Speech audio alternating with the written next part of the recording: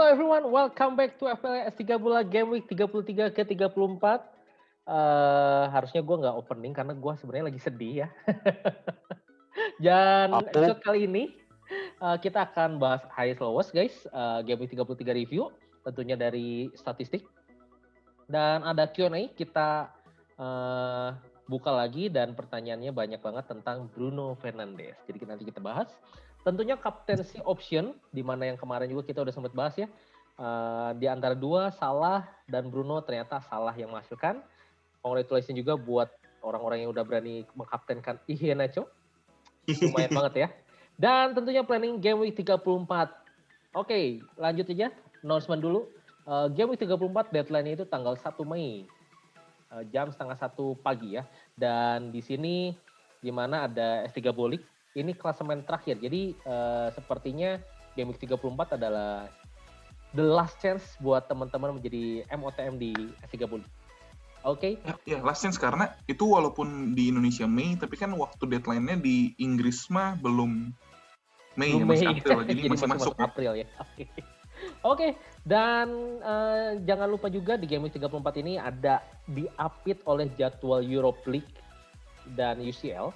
Dan tentunya seperti biasa kita record hari ini hari Rabu tanggal 28 April. Jadi nanti malam pun masih ada UCL, besok juga masih ada Europe League. Masih banyak yang memang harus kita tunggu dulu update-nya ya. Karena takutnya ada yang cedera dan lain-lain, bahkan rotasi. Oke, kita langsung aja ke highest, lowest, highest-nya siapa? Oke, congratulations. Profesor, 56 poin menjadi highest. Dan sekarang masuk tembus top 40K. Gimana? Ini free hit ya, Pen ya? Ini free hit, walaupun highest, tapi sebenarnya gue kecewa mampus ya. Kecewa mampus. Kenapa? Kecewanya kenapa? Ini free hit yang cuma 7 poin lebih banyak daripada tim utama gue. Tim utama maksudnya yang tidak free hit? Yang nggak free hit ya. Cuma beda 7 poin. Dan itu pun 7 poin dari tim asli kalau tim aslinya nggak transfer siapa-siapa. Kalau tim aslinya transfer Iheanacho, ya udah, ini tuh lebih jelek daripada tim asli gue sebenarnya. Jadi tim asli itu punya siapa aja sih yang menghasilkan Digne ya? Bos, tim asli gue itu backnya clean sheet semua. Ini lawan Arsenal, gue gak nyangka sama sekali ya. Kita ngerasa ini punya Digne itu nih lawan Crystal Palace bobol, lawan Brighton bobol, lawan yang aneh-aneh lawan Burnley bobol, tapi lawan Arsenal clean sheet. Tim asli gue punya Azpilicueta.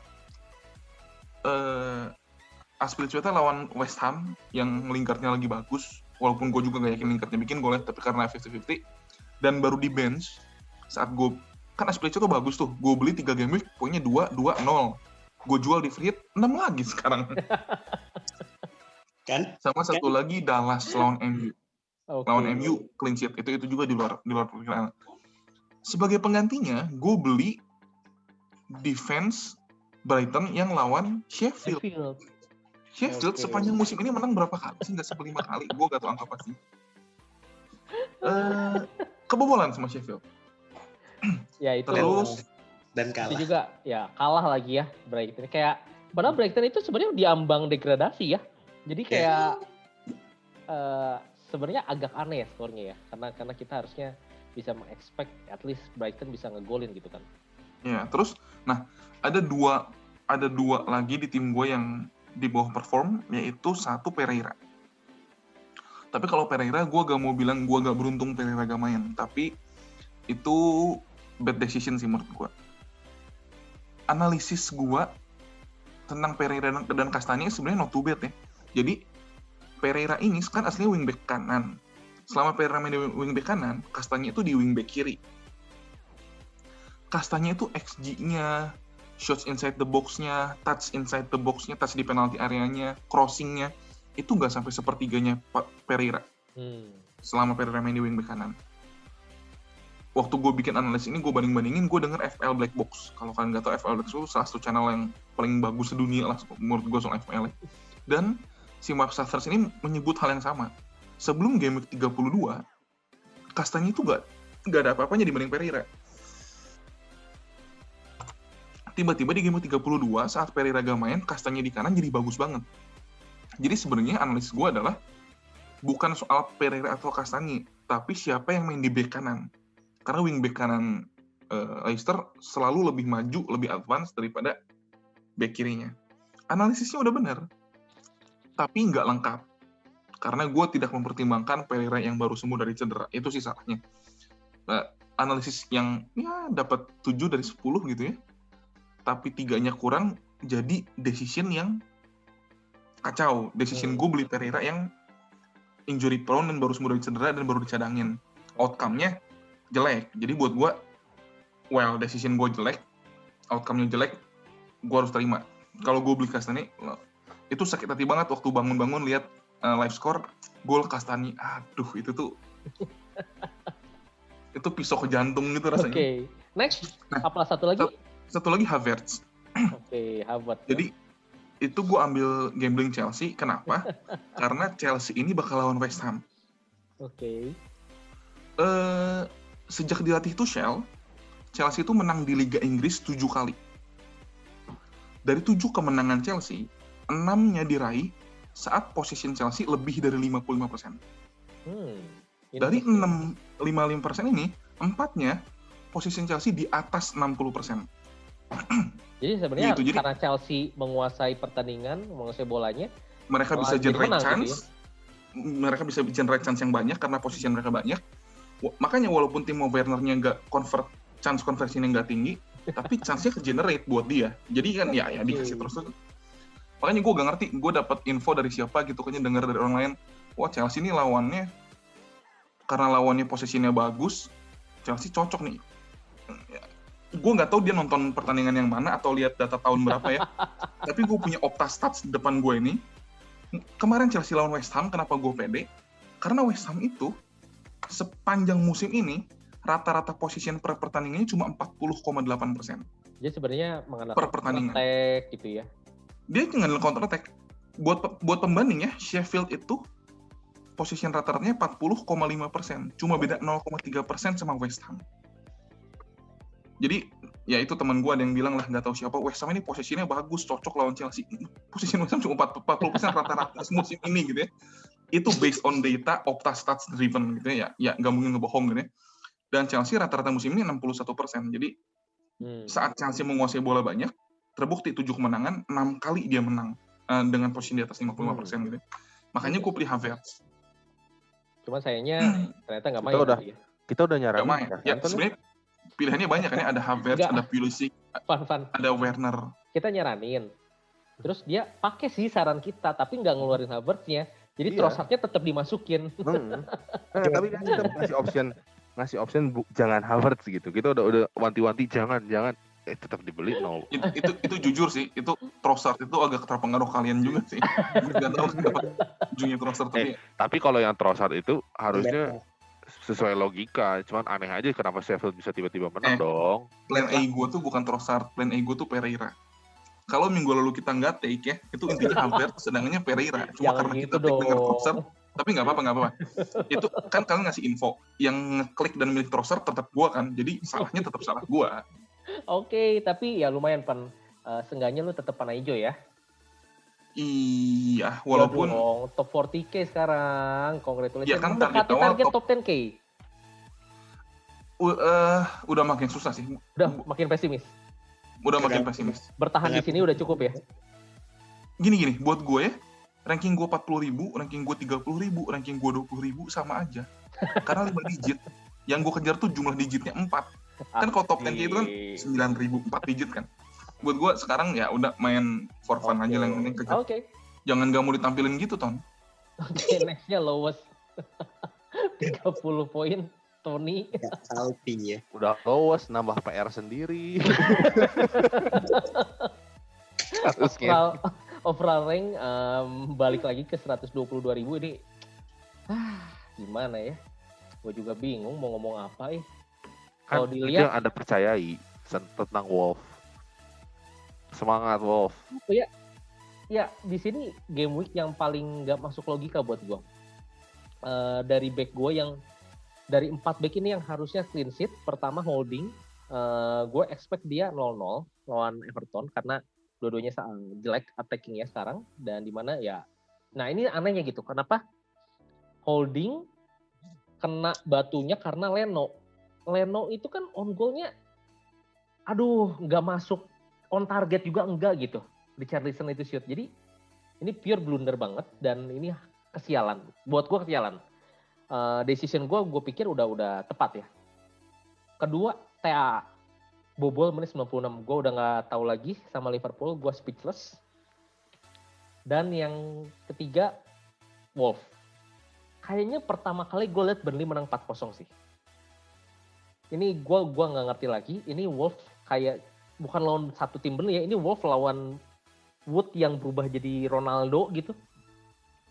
Gila banget gitu soalnya. Kayak semua chance di-generate gak mau kayak gol pertama aja. Gue nggak tahu ya. Kenapa Wood bisa kayak ngegocek semudah itu langsung jadi big chance. Itu kan aneh banget. Gol kedua blunder. Gol ketiga juga samanya gitu. Di dalam satu babak hat-trick Wood ya gue udah nggak bisa ngomong lagi, udah speechless. Dan next Bruno blank, bad decision ini karena gue gambling di sini, gue nggak punya salah.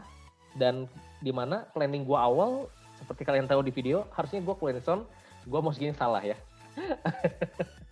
Dan ya 30 poin ya itu. Lu sial juga Jotanya 1 poin Ton. Jota tuh peluangnya banyak banget loh kemarin.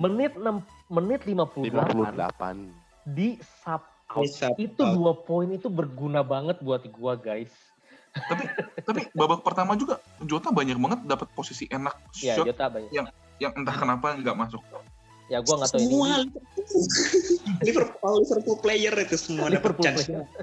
Salah one on one juga nggak masuk gitu ya. Ya itu gua di situ bersyukur sih. Salah cukup 1 gol aja udah really hard. Lu di week ini tuh beli Bowen ya? Enggak. Gua enggak transfer. Dia nabung free transfer kemarin. Gua enggak.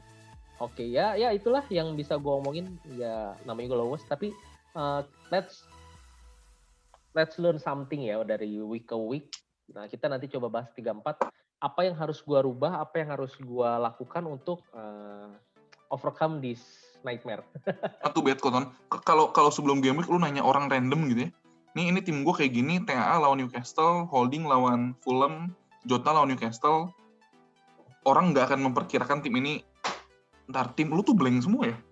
Selain Iheanacho tuh blank semua ya? Betul. Dan Iheanacho, selama dia ngasilin, rank gue turun. Enggak dong, Bruno nggak blank dong, kan clean sheet. Gue nggak tahu dapat. Blank live. Kurang ajar emang nih. Kan clean sheet, nggak blank jadi. Oke, gitu aja guys. Next kita coba review game week 33, di mana game week yang paling aneh buat gue. Dari tim defensif. Oke, di sini kita lihat banyak banget yang clean sheet. Dipimpin oleh MU dengan XG terkecil, disusul Chelsea dan Burnley. Jadi kita lihat Wolf benar-benar sama sekali nggak bisa nyerang ya. Meskipun goal attempt-nya itu yang kena goal dari Burnley lumayan 12. Banyak gitu ya. Jadi, berarti outside the box semuanya tuh Moutinho, Neves, asal tembaknya tuh. Dan kita lihat di sini shoot on target yang conceded Arsenal hanya 1. Wow. Dan bukan golnya, karena golnya Richarlison tuh gak dihitung shot ya. Itu dia. Ya. Makanya lu bayang gak sakit hatinya yang punya kiper Leno lagi ya terutama ya Van ya. Gelap. Malah mau beli truk.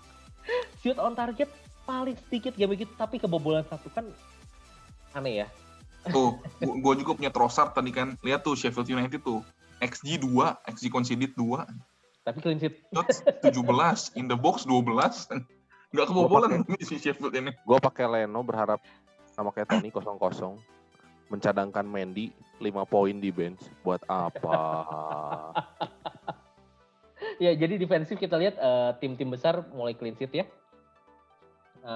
Liverpool harusnya clean sheet sepertinya karena dia kebobolannya menit akhir banget kan gitu. Jadi dari sisi goal attempt juga terbilang sedikit sebenarnya. Tapi kita bisa ya itu ya, sayangnya sepak bola tuh bukan gak bisa harusnya. Coba kalau harusnya tuh FPL kita punya lumayan. Sayang banget. Dan kita lihat ada XG conceded yang di atas 2 angkanya, yaitu Newcastle dan West Ham, tapi kebobolannya hanya 1.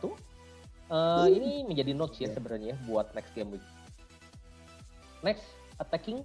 Di sini ada Aston Villa, somehow XG-nya 3 dengan 24 shot, 11 on target. Oke, ini something yang cukup aneh ya. Karena Aston Villa ini kan tanpa Grealish ya. Tapi perlu di-note kita bisa lihat karena mau double game week 35 dia kan. Kalau jadi double game week kan. Betul. Dan tanpa Grealish gitu ini. Jadi kalau kita lihat ya untuk aset Aston Villa rasanya masih worth it untuk kita ambil ya. Gitu. Lalu Chelsea ada 17 shot, 6 on target yang kedua, dan yang paling kecil itu sebenarnya Leeds. Ini karena mungkin lawan MU ya. Gitu. Terus tapi satu lagi yang menarik di situ West Ham di bawah, Ton. Tadi kan lu bilang waktu defense West Ham di bawah tuh. Terus sekarang di sini West Ham di bawah juga. Jadi ya terlepas dari lawan Chelsea yang gue lihat ya, West Ham kan udah hilang Declan Rice, udah hilang Mikhail Antonio kan. Kemarin sekali lagi hilang Aaron Cresswell, itu buat gue dampaknya lebih besar daripada yang kita pikir gitu. Hilang Rice sama hilang Cresswell tuh rasanya mirip ya dampaknya yang gue lihat ya, karena kan West Ham 3 back tuh, 2 back dari 3 ini dari 3 back tengah, 2 backnya tuh 2 murni back tengah, Diop, Okbona, Balbuena, Dawson, siapapun yang fit lah yang dipakai. Oh iya, for information, Balbuena red card appeal-nya udah berhasil ya, jadi bisa main ya. Jadi bisa main ya.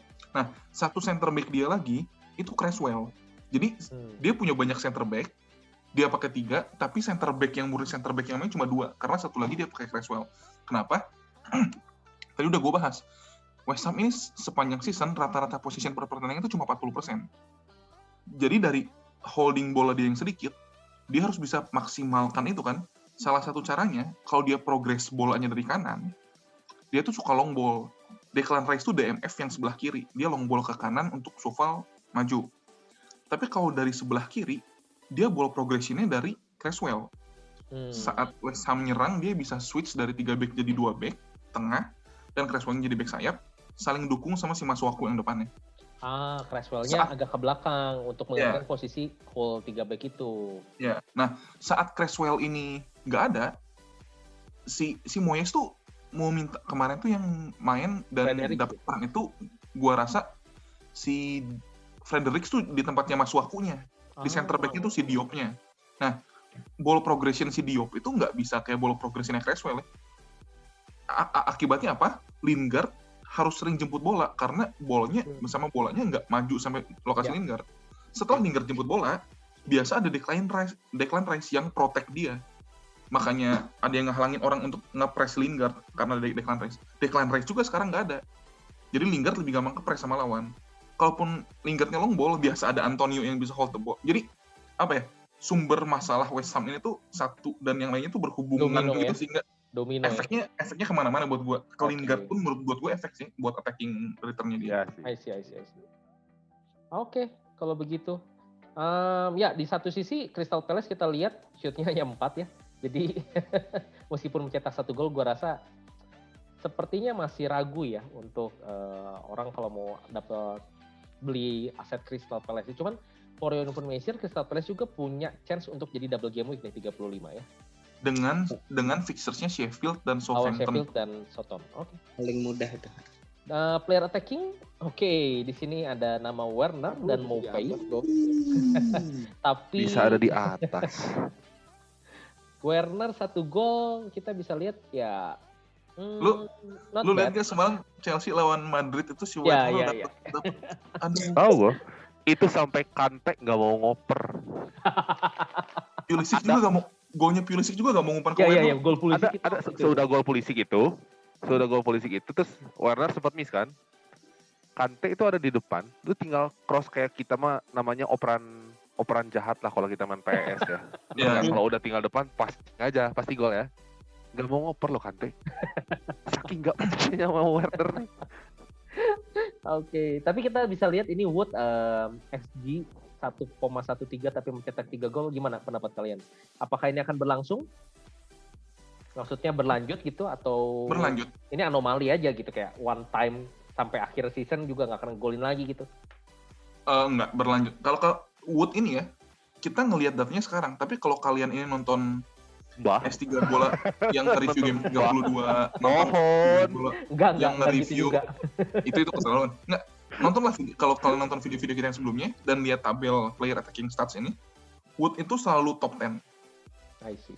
Jadi buat gua satu stats akan jadi anomali kalau dia cuma terjadi satu kali, sebelumnya nggak pernah ada, dan setelahnya nggak ada lagi, itu anomali.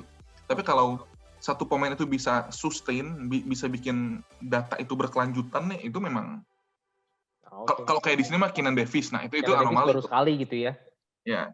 Oke. Terus yang bagus di sini Lingard nggak ada ya? Finally. Jadi tadi yang gue bahas waktu kita bahas attacking skema West Ham nih, itu kan eye-tesan gue lah, itu ya gue nonton, menurut gue ball progression West Ham berkurang karena ya itu kan pembahasan apa yang orang awam lah gitu kan ya. Tapi gue happy kenapa? Karena asal-asalan gue ini sesuai sama data gitu, nggak gue bilang wah ini begini terus data wah yang gue ngomongin ngaco semua ya itu analisis yang nggak benar gitu. Oke. Gue lihat di sini yang menarik adalah Zaha ini XG-nya 0,5, sedangkan tadi kita lihat XG satu tim 0,7 ya. Aduh, gue mau bilang itu. Berarti dia 80% XG-nya Crystal Palace dari Zaha dong. Dan Zaha itu cuma 1 shoot. Jadi ya. Dan gol. Jadi ya kita bisa lihat ya. Beberapa pemain yang memang worth it untuk kita invest. Bahkan udah beberapa yang naik ya, kayak contoh Vardy sekarang udah balik lagi, ada hasilnya untuk shoot lagi gitu ya. Kemarin juga minggu kemarin 2 gol 1 gol 1 assist sorry ya, 1 gol 1 assist gitu ya. Vardy itu aduh sial banget kemarin, nggak ngapa-ngapain itu aduh ya. Oke udah bagus lah tapi Vardy itu. Oke. Begitu saja untuk Game Week Review 33. Nah kita akan mencoba bahas lebih lanjut lagi. Tadi sengaja gue nggak bahas Bruno, kenapa? Karena Bruno akan kita bahas lebih detail ya di sini ya. Ada pertanyaan dari Bang Aldi @cangkir_nemu. Apa kabar Bruno Fernandes? Kita tidak tahu ya, kita nggak kenal, nggak temenan. Dari DJ Pang FPL @Felix Baso. Bruno buang, kalau iya siapa gantinya? Bingung mau start defense attack Liverpool atau MU untuk game week ini. Sama, kita juga bingung. Fixture swing start game week 36. Oh ya, for information, game week 36 bukan hanya fixture swing ya. Jadi kalau double game week 35 itu terjadi, kemungkinan jadi blank game week di 36. Jadi rasanya lebih concern ke blanknya ya daripada fixture swing ya. Dan terakhir sama pertanyaan untuk Bruno juga, punya rencana mau transfer in Salah untuk Bruno, is it okay?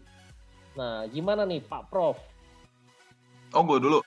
Ya dong. Oke. Ini gue punya data di sini.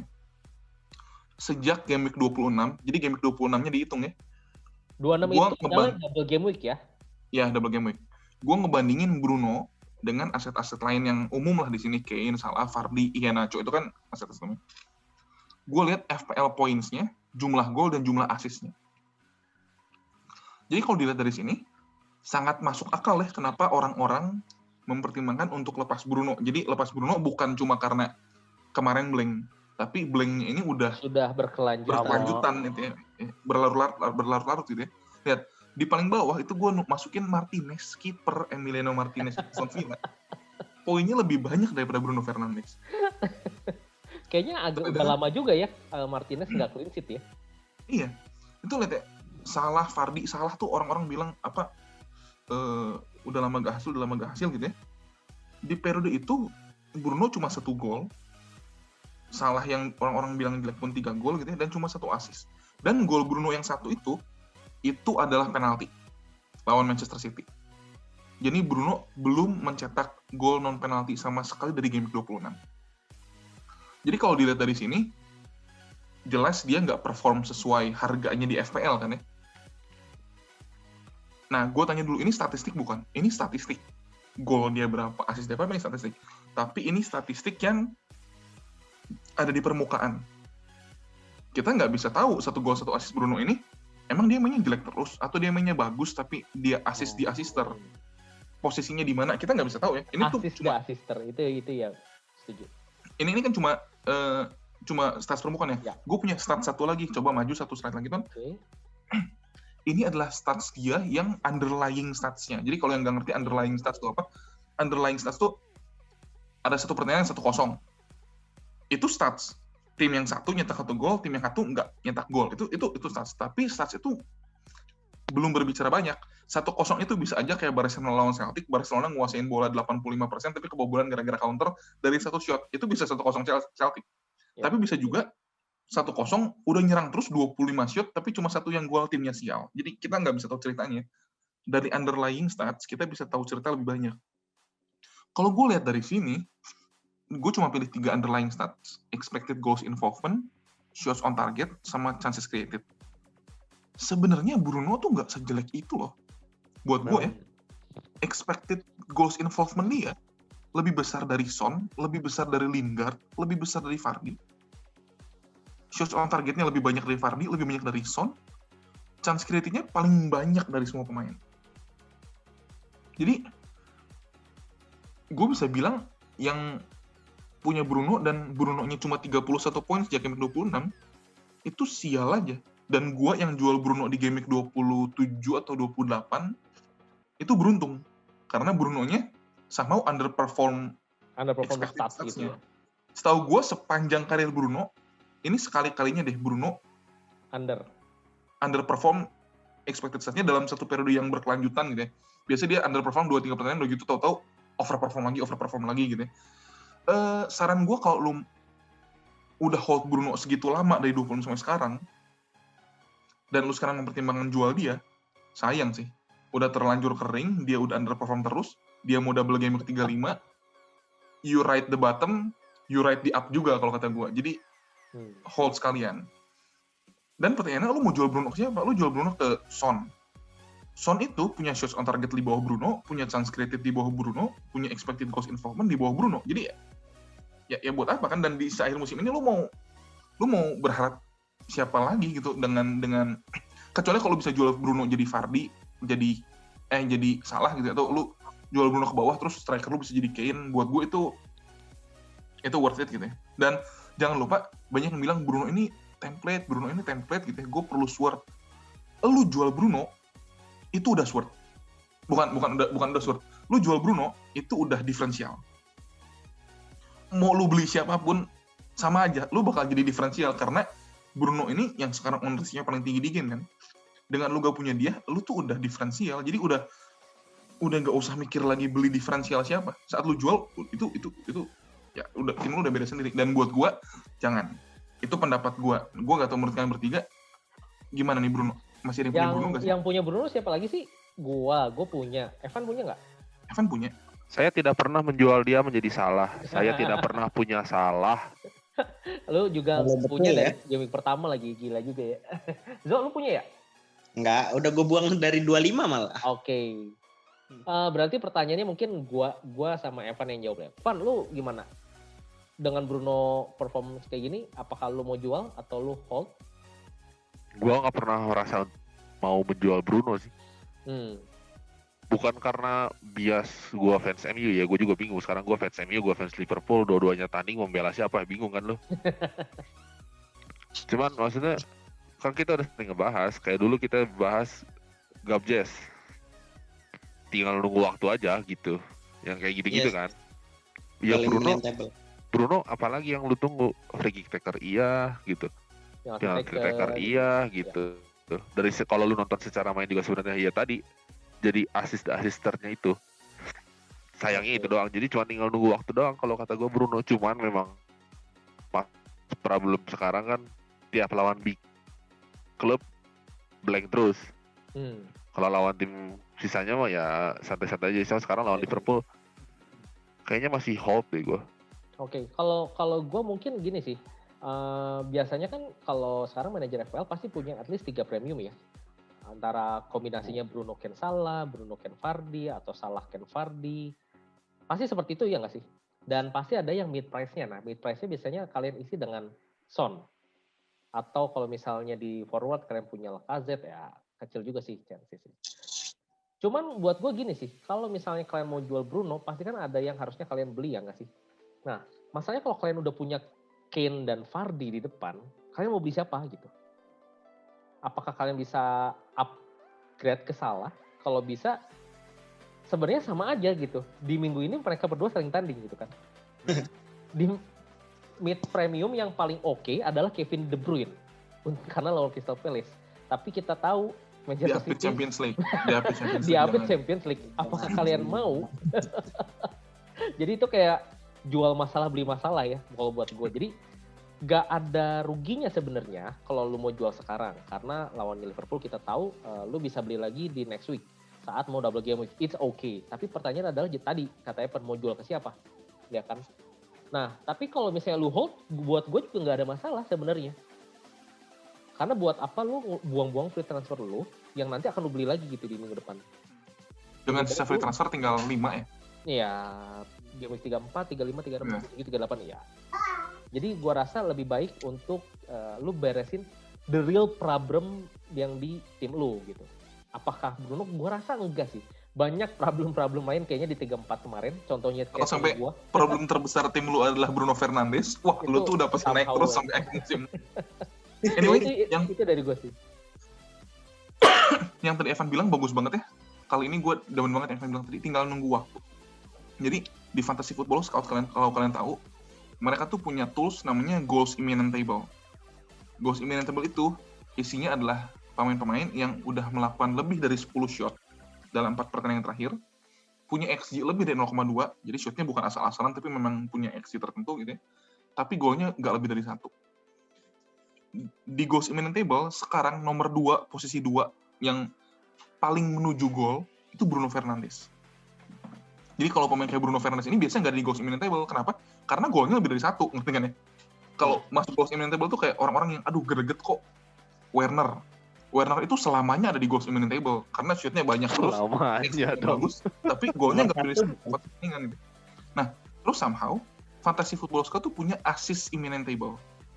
Assist Imminent Table adalah pemain yang punya chance created atau key pass lebih dari 7 dalam 4 pertandingan terakhir, punya crossing banyak, tapi assist-nya nggak lebih dari 1. Jadi gol gitu. Iya. Bruno posisi nomor 2 di Assist Imminent Table. Jadi kali ini Bruno ada di, kalau ada Imminent Table tuh ya Bruno tuh udah bener-bener paling atas dari gol ataupun assist. Tinggal nunggu. Jadi kalau jual Bruno sih feeling gue nanti akan dilanjutkan sama sakit hati, feeling gue ya. Gue sendiri mau beli Bruno untuk game 25 karena gak punya Bruno, khawatir sih. Kok, gue mau nanya, itu nomor satunya kentut yang gak jadi-jadi itu siapa di goal imminent table sama assist imminent table? Oke, sambil gue buka ini, sambil kita mulai maju dulu lah ya, biar. Oke. Nah, next kita akan membahas captain selection di mana kita udah berapa kali kita pakai approach ini, dan so far kita bukan lihat dari resultnya tapi kita lihat dari proses thinkingnya ya. Jadi kita lihat fixture targetnya dulu, mana yang bisa kita target, dan kita lihat last 4 match dari target atau fixture tersebut gitu ya. Dimana di sini ada 4 yang sudah disiapkan oleh Pak Prof, yaitu Southampton versus Leicester, Crystal Palace versus City, Tottenham versus Sheffield United, dan Burnley versus West Ham. Nah, di sini kita bisa lihat last 4 matches dari para tim tersebut, goal conceded terbesar adalah Southampton. Kedua Tottenham, West Ham, Burnley sama ya. Dan ketiganya Crystal Palace dan Sheffield. 6 itu. Jadi sebenarnya ke-6 dan ke-11 ya. Iya. Okay. Nah, di sini XGC sendiri yang paling besar malah Tottenham ya. Ya. Dan big chances creditnya paling besar adalah Crystal Palace. Chance conceded. Dari data ini, apa yang bisa lo dapat? Oke, jadi jelas ya, tim-tim yang pertahanannya lemah di atas itu saling lawan tuh. West Ham, Burnley saling lawan. Tapi apakah kita mau kaptenin Chris Wood? Ya kemarin baru hat-trick sih, tapi rasa PD-nya harusnya nggak segitunya juga ya. Sebenarnya paling masuk akal kaptenin Harry Kane buat gua, karena dia ngelawan Sheffield. Sheffield kebobolan cuma 6, tapi expected goals-nya 7,3. Tadi kita bilang lawan Brighton expected goals conceded-nya 2 sebenarnya. Jadi kan lumayan ya. Terus gini, yang gue lihat sekarang di table defense ya, dari yang defense yang paling jelek sampai yang defense yang sedang aja, itu sebenarnya semuanya sama-sama jelek. Gak ada satu tim yang benar-benar defense-nya tuh jelek sendirian gitu. Contoh, ini di Sheffield di sini ranking 11, goals conceded-nya 6. Tapi expected goals conceded dia bahkan lebih jelek dari yang ranking 1. Yang kebobolan paling banyak yaitu Southampton. Crystal Palace di sini ranking 6 dari jumlah kebobolan. Tapi big chance conceded dia 14, itu paling banyak dari semua tim. Jadi tim dengan jumlah kebobolan 9, 8, 7, 6 ini memang semuanya tim yang buat gue ditarget gitu. Nggak ada yang jelek sendirian di atas itu, nggak ada. Nah, kalau ngeliat lawan tadi ya Sheffield paling jelek ya, jadi harusnya ada Harry Kane. Terus itu di last 4 match di tabel bawah kalau gue rendengin, pemain dengan expected goals involvement paling banyak juga Harry Kane. Shots in the box-nya 12, itu terbanyak ketiga. Setelah Chris Wood, kalau lo mau Chris Wood lagi ya, tapi ya gue gak yakin sih kalau Chris Wood bisa back-to-back hat-trick-nya. Shot on targetnya lumayan. Kalau lu lihat ya, kenapa gue lebih senang Harry Kane sekarang, Muhammad Salah itu shots in the box-nya 14. Lebih banyak dari Harry Kane. Tapi shots on targetnya 6. Lebih sedikit dari Harry Kane. Diogo Jota juga sama, shots in the box-nya lebih banyak. Jadi, si Harry Kane ini nggak cuma ada di posisi yang bagus untuk melakukan tembakan, tapi tembakannya juga akurat gitu ya. Oke. Yang berikutnya, kapten ini lagi nih, superhero-nya gue dan Tony kemarin lagi nih, Iheanacho lagi. Karena lawan Southampton, masih inget toh Leicester Southampton 9-0 tuh.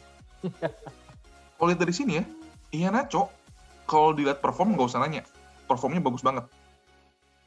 10 shots inside the box, 7 on target di 4 pertandingan terakhir. Gol 4, assist 1. Southampton kebobolan paling banyak dalam 4 pertandingan terakhir, kebobolan 9. Jadi ini kita masih ngomongin statistik ya, kita belum bahas eye test taktiknya sama sekali. Cuma kalau gue pribadi prefer Harry Kane. Kenapa? Karena Leicester Southampton ini early kick off pertandingan pertama.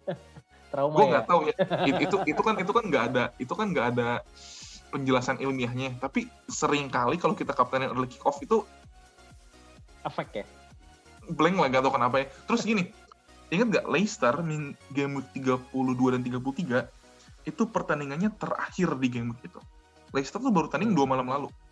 dan sekarang jadi pertama ya. Depan game week pertama, jadi sebenarnya rest period dia tuh paling sedikit kan. Dan di game week 32-33, squad dia starting 11-nya sama persis. Jadi starting 11-nya tuh gak ada istirahat, mereka main lagi. Dan sekarang akan main lagi pertandingan pertama. Jadi itu sih, cuma selisih sedikit. Itu yang bikin gue lebih prefer Kapten Harry Kane daripada Iheanacho. Tapi, dua-duanya bagus buat gue. Harry Kane, Iheanacho. Kalau gue harus milih calon ketiga,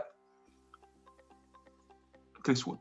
Tapi ya, itu kalau ada Harry Kane atau Iheanacho, ya itu aja lah. Kalian gimana, Kapten? Zo, gimana Zo? Karena Zo ini banyak pemain-pemain dia nih sekarang. Dia suka gol. Zo tuh pasti ada Lacazette.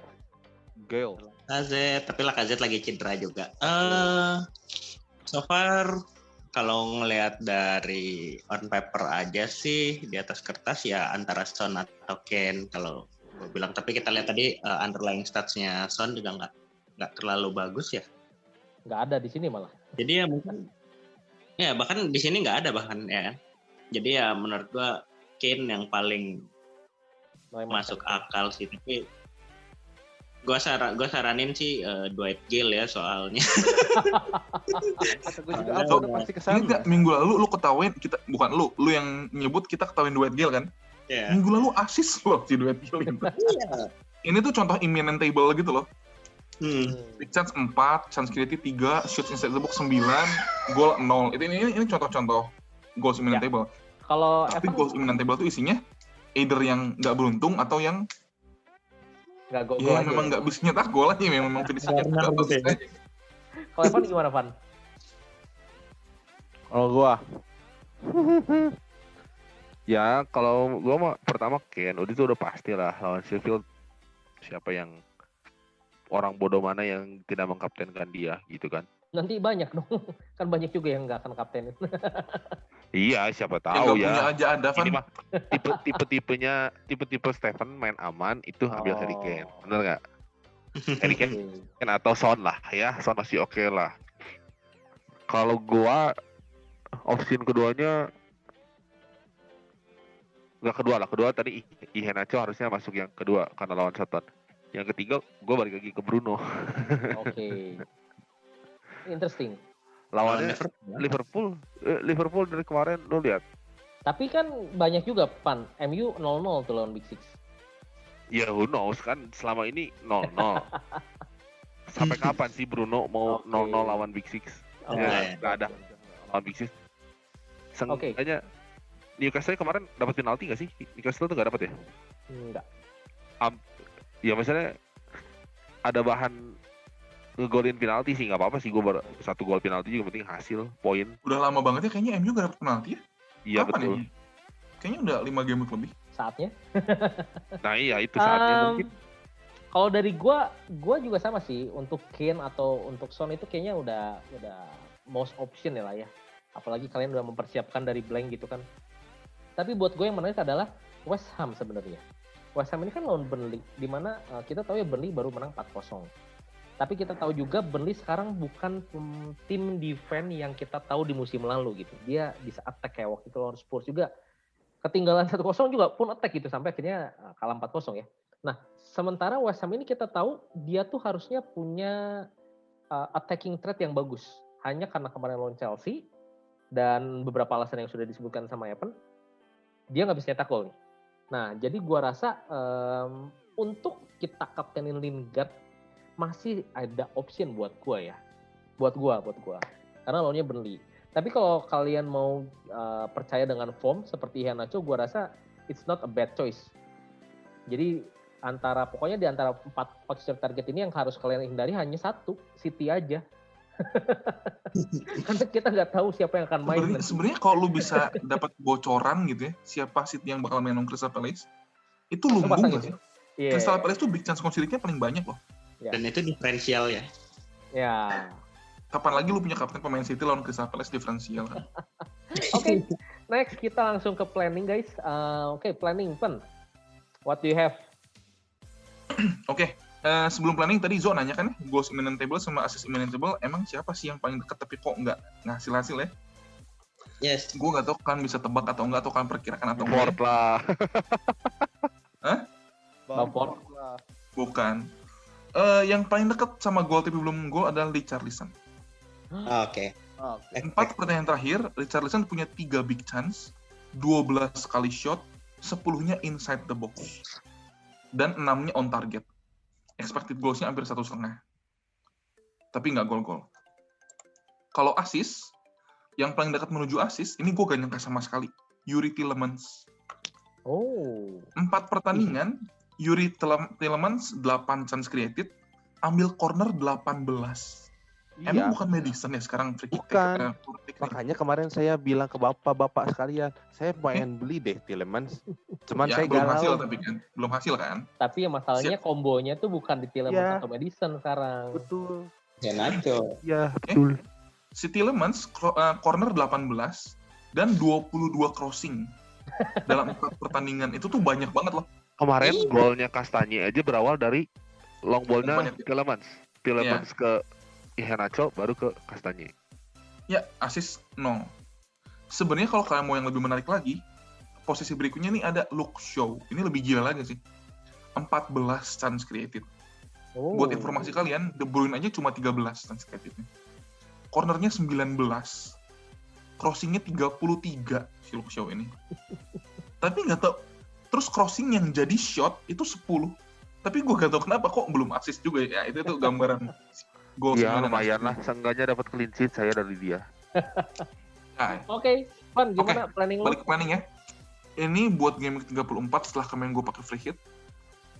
Utama gue ada free hit kemarin kan gue bilang ya, gue mau celup dikit dulu, cobain Iheanacho nih kena jangan-jangan gue beli terus jadi jelek kayak yang sebelum-sebelumnya kan. Ternyata setelah dibeli, wah asik juga, enak juga nih Iheanacho rasanya nih ya. 12 poin. Kok jadi takut gue ya?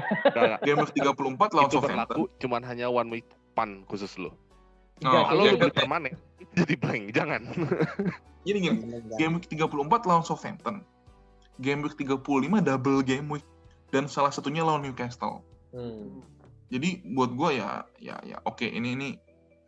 Dan gue harus, untuk dapet Iheanacho, gue harus jual striker gue. Kane itu gak mungkin gue jual. Betul. Watkins itu mau double di 35. Aset ya? Iya, susah juga sih. Gue tuh udah nahan Watkins Bamford kayak bayangan sih. Kayak mulai terlupakan sama kita. Tapi dari kemarin ada 1 assist lah, 1 gol lah. Gitu.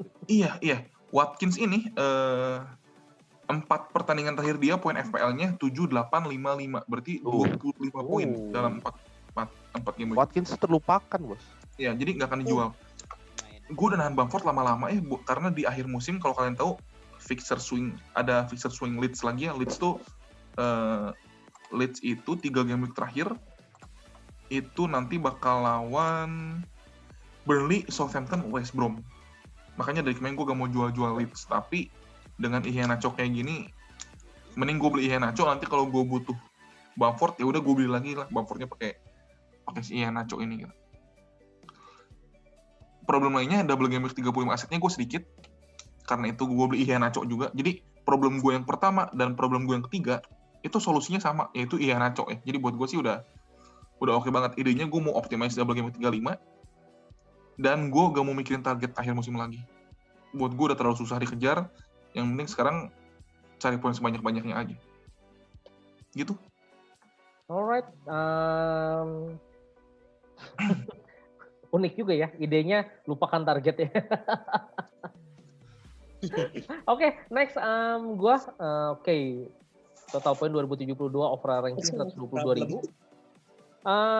Problem gue pertama ini bener-bener gue kena mental ya. Kenapa? Karena gue planningnya adalah game week 34 itu bench boost. Jadi kalian bisa lihat tim gue seharusnya it's good ya untuk bisa bench boost. Problemnya kemarin Wolf itu kalahnya tuh bener-bener gue nggak masuk di akal.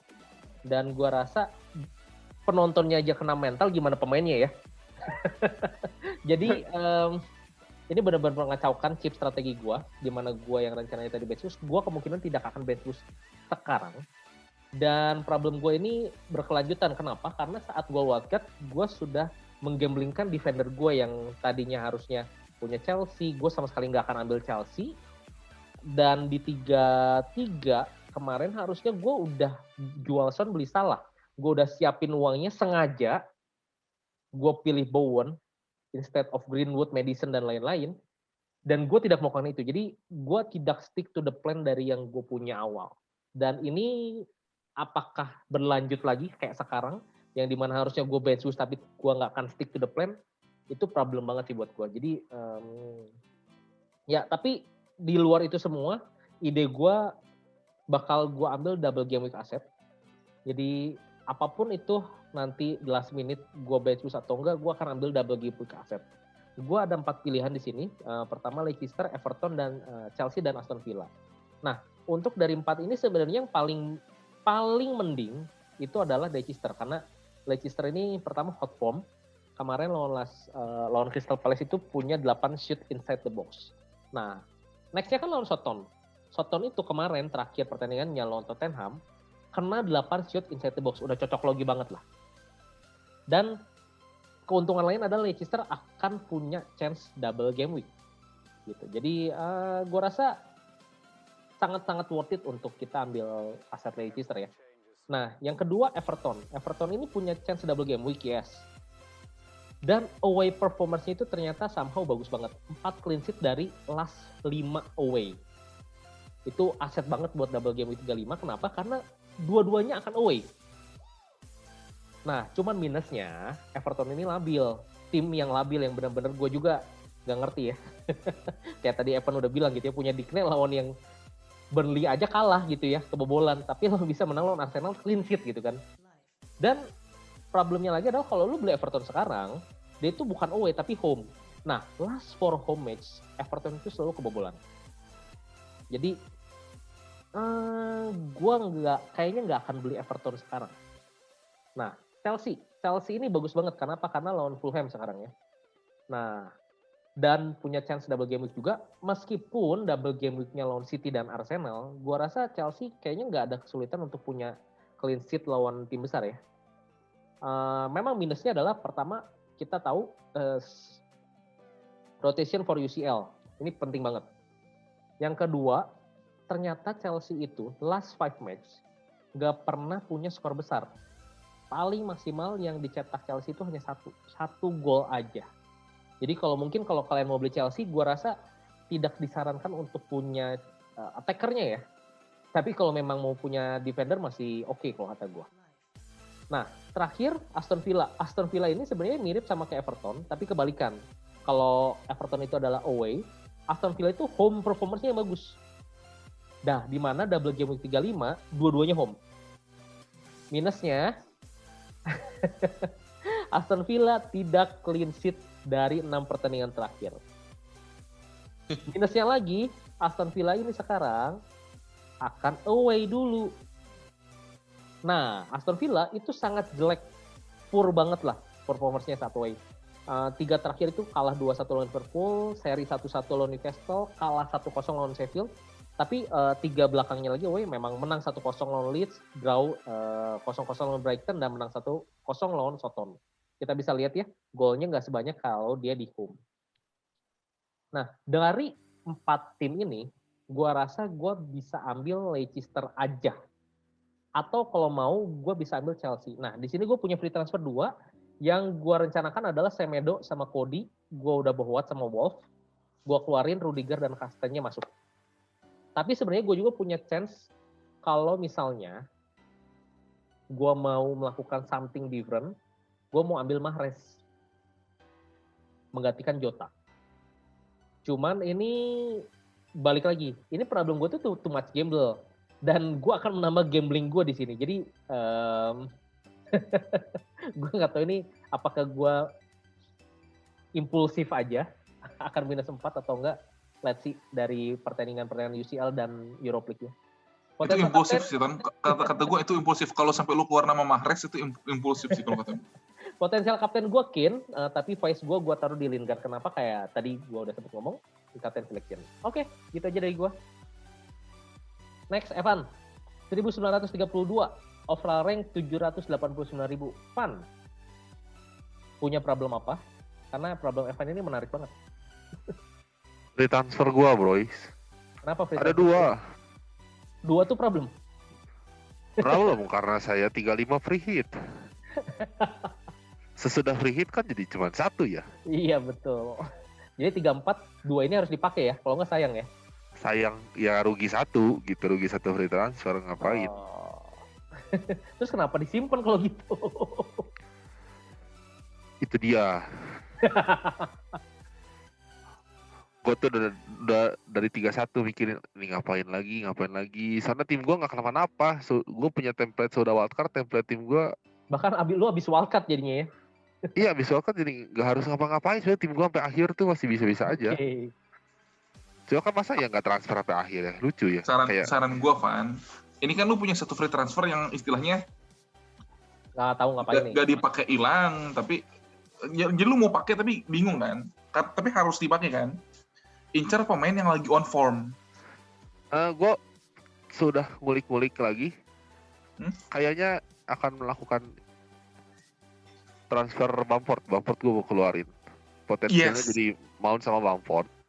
Gue bakal beli Foden sama Watkins. Oh, oke. Kok lemes gitu, Pen? Maksudnya kenapa? Maksudnya lu pengennya Wood ya? Wood-nya pengasuk ya? Gua kira tadinya Wood, kalau Bamford keluar gue setuju.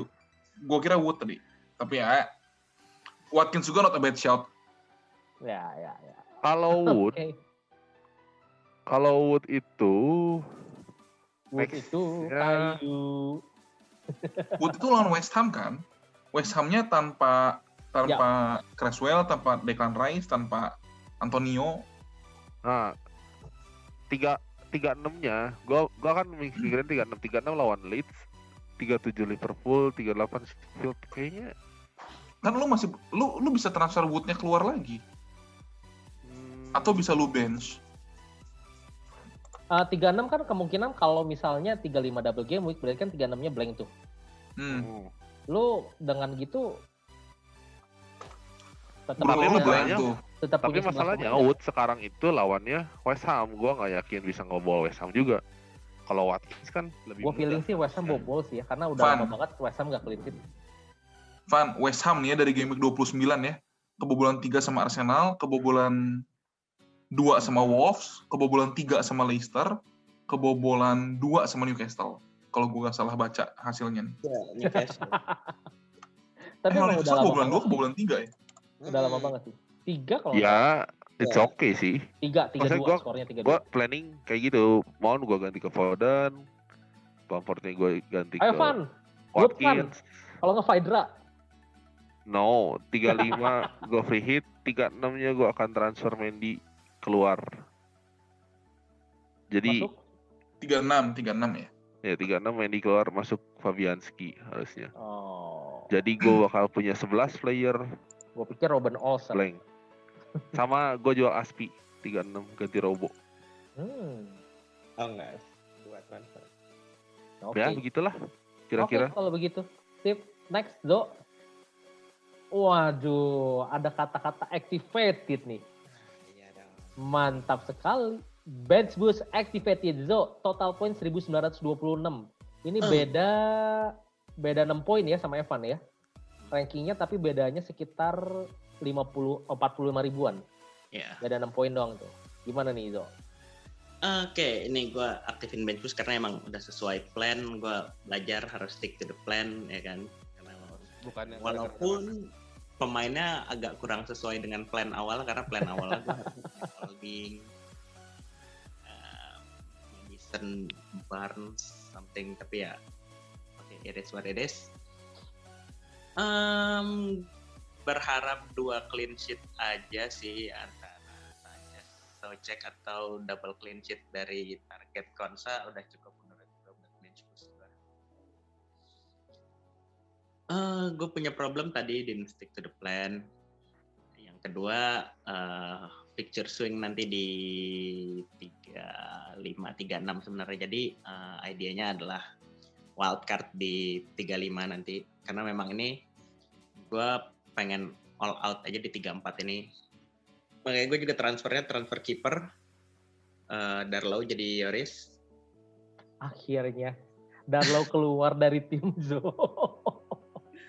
Ini panah hijau ketiga gue sejak gue bilang gue bakal nyusul ke Evan di week 30 sampai akhir nanti. Target gue masih sama, target gue masuk di top 100k sih. Oke. Yang tadi top 10k aja menyerah, ini 800.000, 700.000 ranking ya. Zo. Tonton coba poin lu berapa, Ton? Tadi? 2072. Poin gue berapa? 2125. Beda 53 poin. Dari Tony loh, bukan dari lu ya, Zoe. Dari Tony. Itu tuh baru make up 90.000 ranking ke gue. 80 sekian ribu. Dari gue ke top 10k itu masih 40 sekian poin lagi. Sama aja ya. Masih ada 90 poin lagi. Lu ke Tony masih beda 100 poin kan? 150. 50 poin. Yep. Zo, sisa 5 game week terakhir, setiap game week lu 90, lu masih gak masuk 100.000 kayak kalau film Zo. Ya udah turun dikit deh jadi 150 lah. Anjay. Dong. Kayaknya kayak gengsi banget gitu. Ya anyway, best of luck, Zo. Oke, Kapten Son atau Ken ya? Son atau Ken. Sebenarnya gue transfer jadi kepikiran pengen minus 4 sih. Untuk? Lu mau naik terus minus lagi tambah jahat. Ya, yang gue ambil dong. Siapa tahu yang gue ambil hasilnya. Siapa? Diem. Alan Saint-Maximin. Lawan Newcastle. Lawan Arsenal ya. Lawan Newcastle, berarti dia bakal bikin on goal dong. Oke sih. Lawan Arsenal. Yang dikeluarin siapa, Zo? Jota. Oke. Karena setelah gue beli dan hasil pertama di game week 31 gitu, 31 kan, kemudian dibelilah sama Ko Evan, nggak pernah hasil lagi Jota. Oke. Jota itu di 3 game week terakhir Jota itu lawan 4 game week terakhir Jota, Southampton, West Brom, Burnley, Crystal Palace. Wildcard 35-nya. Kan week ini lawan MU. Yeah, oke. Oke deh kalau gitu. Sepertinya cukup ya dari kita untuk episode kali ini. Semoga teman-teman semua juga di 34 punya plan yang terbaik. Hasilnya juga jangan dikecewakan karena kita tetap harus move on. Dan di 35 kemungkinan ada double game week. Dan itu kalau nggak salah kita baru Itu keputusannya tahunya kapan sih? itu pas deadline nggak sih? Pas deadline nanti, jadi after 34 jalan baru kita tahu ya nggak sih? Harusnya sebelum deadline 34 ya. Harusnya sih sebelum deadline 34. Oke. Sebenarnya kalau kata gue dengan jadwal sekarang itu udah pasti banget lah. Wolves itu udah jual kan sebenarnya double game ini karena jual mau tiket pindah-pindah home sana di 38 ya. biar bisa Iya. home kan. Wolves tuh udah jual tiket home-nya, jadi ini tuh udah hampir fix banget. Yang masih bikin bingung itu deadline game 36 37 sekarang. Karena kalau posisinya kayak sekarang di 36 cuma ada 4 pertandingan. Di 37 ada 17 pertandingan. Itu kan gawat banget ya. Tapi kalau deadline-nya dirubah ya jadi yang 35 double, 36 blank, 37 38 normal harus. Oke. 36 cuma 4 pertandingan. Ya itu kalau nggak dirubah jadwalnya, Pan. Jangan berharap itu, Pan. Meskipun gue dalam hati juga gue berharap seperti itu sih. Kalau kayak gitu lu bench push-nya pasti di 37 ton. Betul. Karena 37 17 pertandingan, 36-nya lu bakal free hit. Nah itu juga gue pasti beda. Sekarang free hit. Tapi transfer gua harusnya kepake enggak lah, nih. harusnya enggak lah. Harusnya dipindahin sama si Oke. Silakan, Pan. Ya begitu aja lah. Pusing ya. Makin akhir tuh makin kayak ada yang hilang motivasi tuh satu. Sebelum top 10K gara-gara. Yang satu lagi juga Padahal makin ya. turun lagi. Apa? Match pertama, Evan bilang gue give up. Gue masih kasih semangat tuh. Besoknya gue yang give up aja. Iya itu dia. Kalau kalian nggak tahu tuh di grup kita tuh kayak begitu chatnya. Evan udah menyerah, gue udah nyerah. Pokoknya masuk top 10K. deadline itu hari Sabtu subuh kan. Oke. Pertandingan terakhir itu hari Selasa subuh kan, Leicester kemarin kan. Dari Sabtu subuh sampai Selasa subuh, semua pemain lu blank kan. Semua back lu kebobolan, Lu bayangin. lu semua. Ya normal lah kalau maunya. Gue Udah nunggu panjang Leicester, videonya. gue nunggu Iheanacho. Gue ngedunggu pun ngapain? Karena setiap kali Iheanacho hasil, gue makin jauh sama top 10K. Belum Iheanacho hasil. Ron itu Iheanacho kayak main tuh udah tambah jauh. Ron itu berasa yoyo. Masuk 100, keluar 100, masuk 100, Masuk lagi, keluar keluar 100. Jadi udah nggak ada motivasi juga Tony sebenarnya. Cuman ya udahlah. Aduh. Buat kalian semua yang masih Let's try our best. ya kita masih memberikan prediksi-prediksi yang sama analisa yang terbaik lah buat kalian. Jadi kalau masih mau mendengarkan kita dan memberikan yang terbaik dari kita, tolong like, comment, share, subscribe. Bye-bye. Good luck everyone. All the best.